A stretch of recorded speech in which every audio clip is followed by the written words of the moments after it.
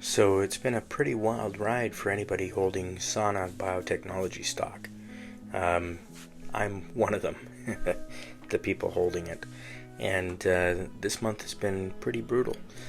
We saw it go from over $5 a share down to well, 2.95, and it's currently sitting around 3.33.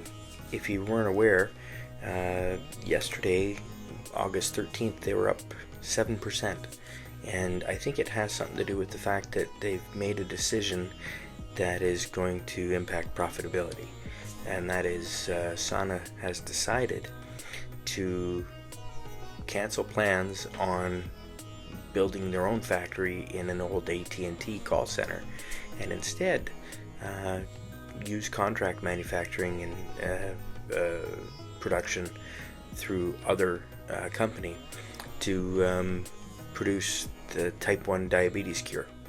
So for anybody like me with type 1 diabetes looking forward to having a cure, I guess this means we're one step closer. And obviously the shareholders liked what happened with the decision to abandon producing their own factory, because the share price reflects that.